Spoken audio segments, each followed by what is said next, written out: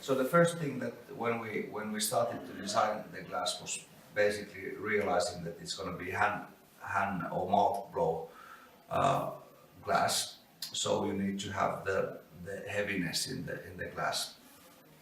And as you see, you have a bit more of the heavy in the bottom, and it's thin from the mouth area.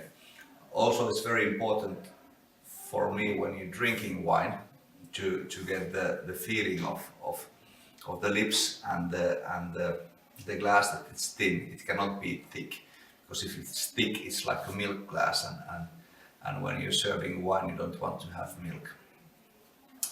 Then the shape, we have more or less like two eggs here, so we could say that it's a egg, and as you see, the wine comes very nicely in the middle, and it swirls beautifully in the glass. So there is an idea that the cosmic circulation of wine goes perfectly within a cosmic egg. So when you have the diversity of the world, so it could be swirling or being laying in the glass better. Then the main idea why it's old wine glass, it's that it concentrates the nose in the glass.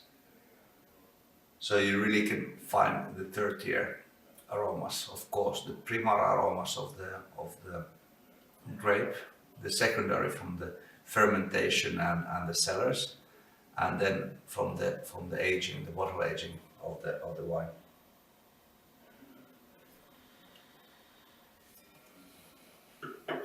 Why did we do this glass project? It was part of the whole idea of Finievel to create something that is not created before. Create a restaurant with modification of Finnish food, and with help of Kivi and Tuuli, we gathered it with over 150 design objects which are used in the dining and the food processing and drink service and everything during the dinner.